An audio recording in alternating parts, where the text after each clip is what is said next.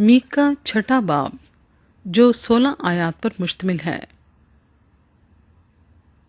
خداوند کی اسرائیل کے خلاف نالش۔ اب خداوند کا فرمان سن، اٹھ پہاڑوں کے سامنے مباحثہ کر اور سب ٹیلے تیری آواز سنیں۔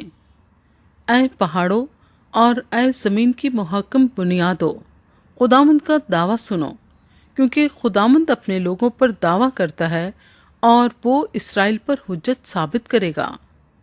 اے میرے لوگو، میں نے تم سے کیا کیا ہے اور تم کو کس بات میں آرزودہ کیا ہے؟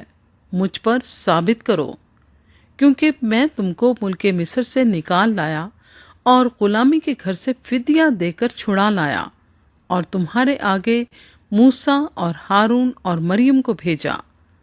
اے میرے لوگو، یاد کرو کہ شاہ موآب بلک نے کیا مشورت کی اور بلام بن بور نے اسے کیا جواب دیا، اور شتیم سے جلجال تک کیا کیا ہوا، تاکہ خداوند کی صداقت سے واقف ہو جاؤ۔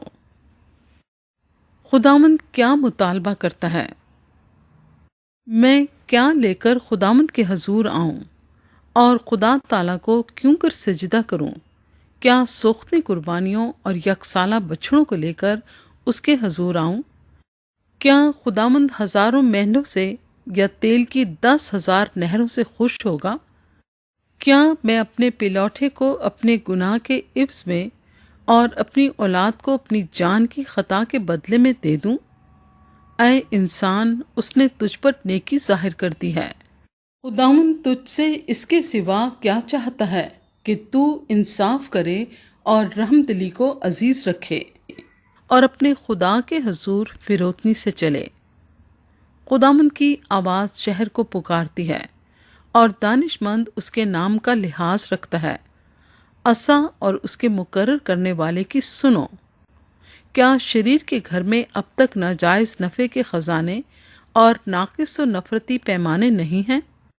کیا وہ دغا کی ترازو اور جھوٹے باٹوں کا تھیلا رکھتا ہوا بے گناہ ٹھہرے گا؟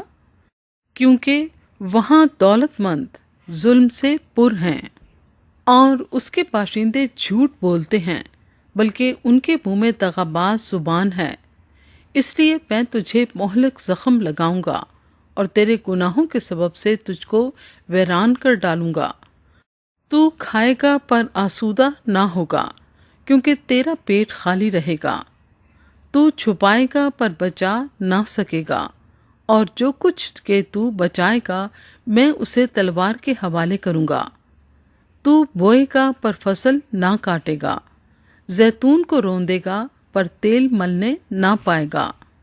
تو انگور کو کچلے گا پر میں نہ پیے گا، کیونکہ عمری کے قوانین اور اخی اب کے خاندان کے اعمال کی پیروی ہوتی ہے، اور تم ان کی مشورت پر چلتے ہو، تاکہ میں تم کو ویران کروں اور اس کے رہنے والوں کو سسکار کا باعث بناؤں۔ پس تم میرے لوگوں کی رسوائی اٹھاؤ گے